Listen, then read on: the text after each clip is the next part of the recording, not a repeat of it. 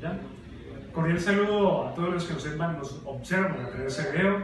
Me presento, mi nombre es Johnny Andrés Sosa García, soy estudiante de noveno semestre de la Universidad de la Amazonia.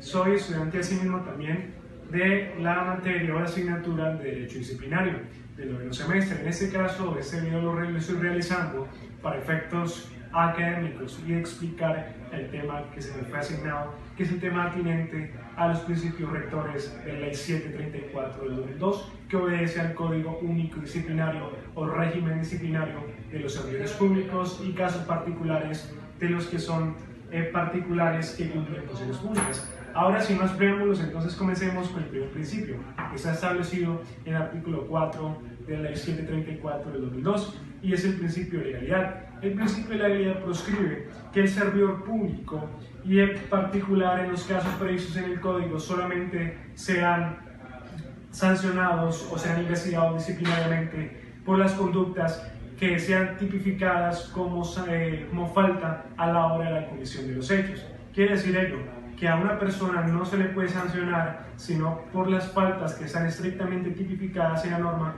al momento de la comisión de los hechos, tipificadas como faltas. Renglón seguido tenemos el segundo principio, que es el principio del ilícito sustancial. Cuando hablamos del ilícito sustancial tenemos que remitirnos entonces a aquella definición de lo que es la antijuricidad o lo atinente o lo que respecta a la antijuricidad.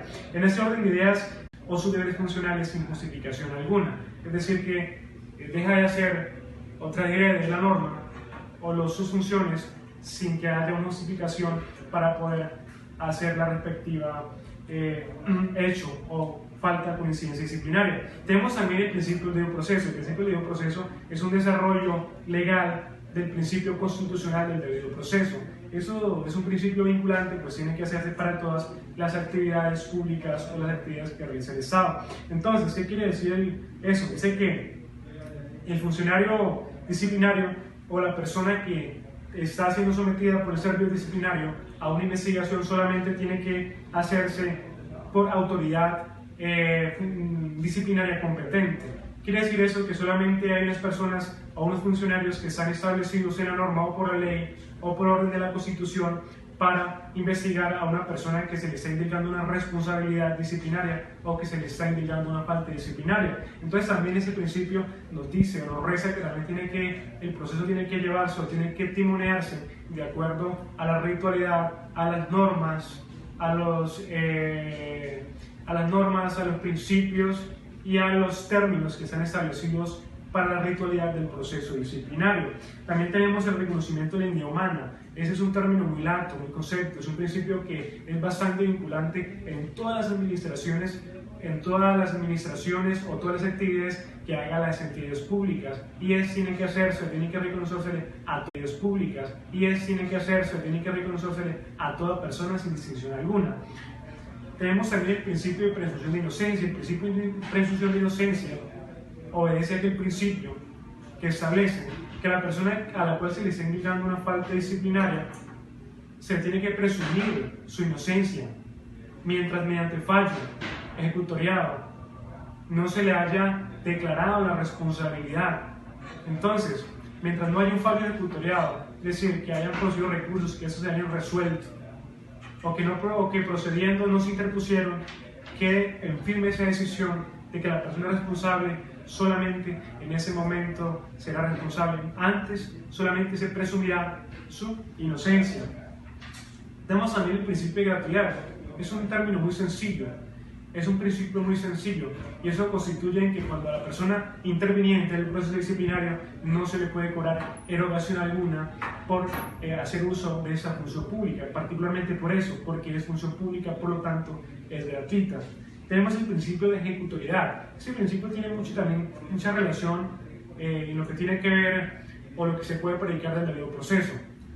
¿Qué significa ello? Ese principio significa que toda sentencia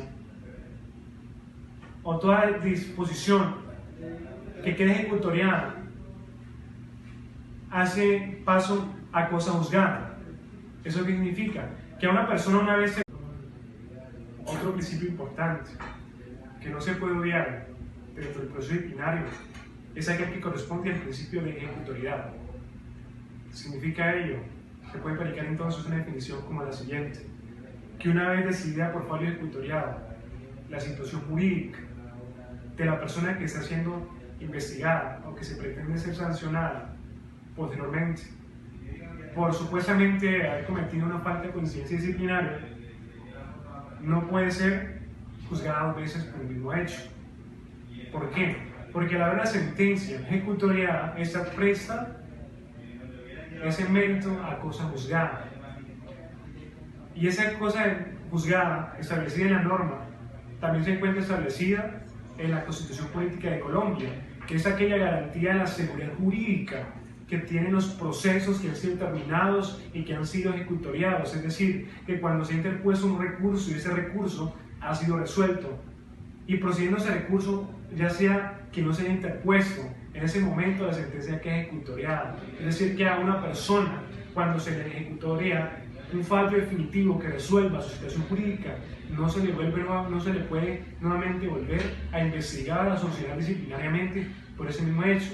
Y dice la norma, hace una salvedad también, una precisión, dice: y aunque el legislador posteriormente le cambie de distinción o le cambie de nombre a esa falta, es decir, que el legislador eventualmente le puede cambiar el nombre a la falta y querrán entonces poder sancionar, eventualmente le puede cambiar el nombre a la falta y querrán entonces poder sancionar a la persona solamente porque el nombre de la falta cambió. No se puede hacer, porque el hecho es lo mismo, el hecho es un mismo hecho idéntico, de una identidad única. Entonces, esa es esa seguridad jurídica para las personas que han sido investigadas o que han sido sancionadas, pero que se ha decidido su situación jurídica mediante un fallo ejecutoriado.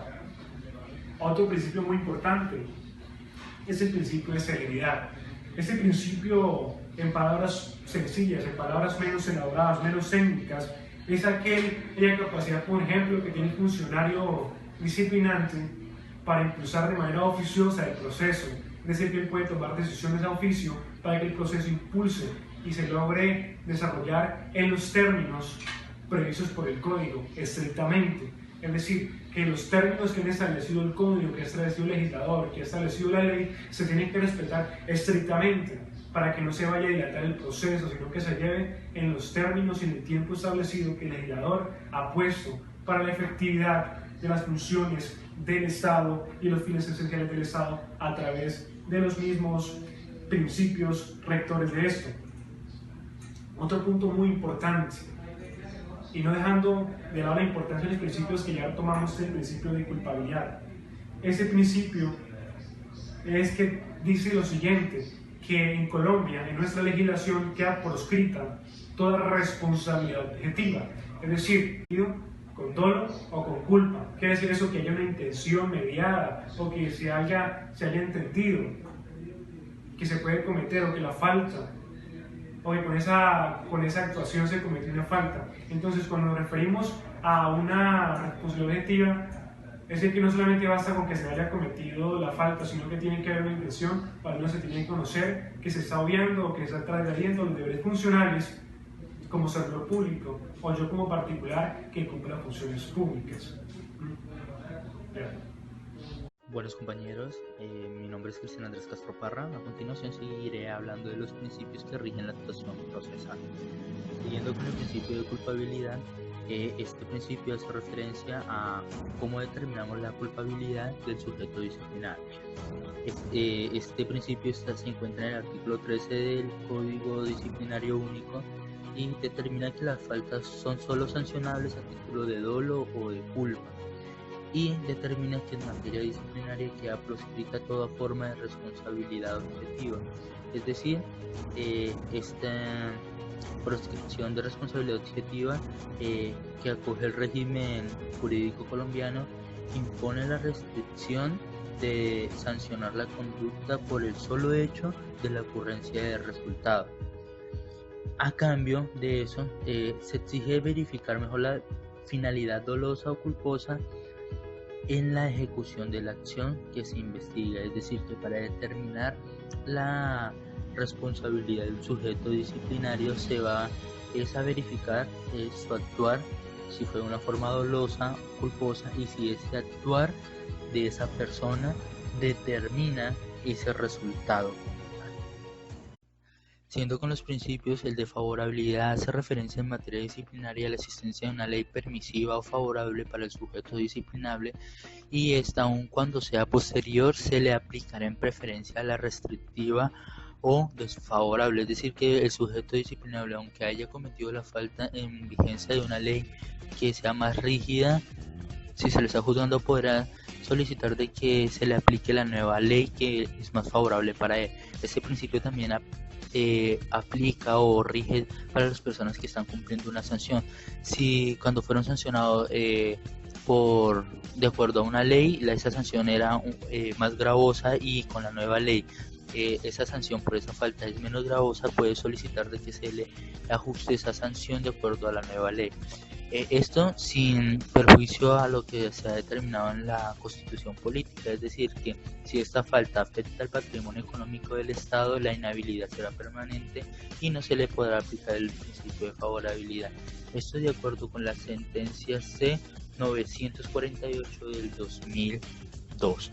El principio de igualdad ante la ley disciplinaria hace referencia a que todas las personas que son disciplinables, sin importar las razones, cualquiera que sea sexo, raza o cualquiera, o por su cargo también de importancia, no serán tratadas de forma diferente, sino que se les respetará todos sus derechos y será igual ante la ley, esperando un resultado final del proceso.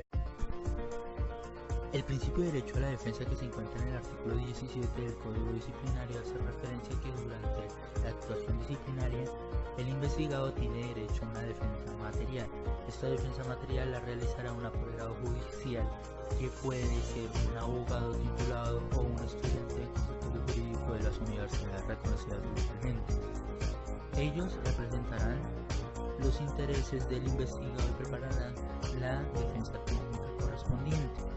Dentro de este principio se encuentra el de contradicción, que hace referencia a la posibilidad de poder controvertir las pruebas que se tienen, aportando nuevas y generando un debate, esperando ganar el debate y poder librar a su representante. El principio de proporcionalidad se refiere a que la sanción disciplinaria que se va a imponer debe corresponder de acuerdo a la gravedad de la falta cometida por parte del sujeto disciplinario, teniendo en cuenta los criterios de graduación de la sanción que están en el Código Disciplinario. También debe existir el principio de motivación, que toda decisión de fondo que se tome debe estar debidamente motivada, teniendo las razones suficientes. De igual manera, el principio de interpretación de la ley disciplinaria dice que la aplicación de la ley disciplinaria a un funcionario competente debe tener en cuenta la finalidad del proceso, que es la prevalencia de la justicia, la efectividad del derecho sustantivo, es decir, buscando la verdad material y el cumplimiento de los derechos y garantías debidos a las personas que en él intervienen.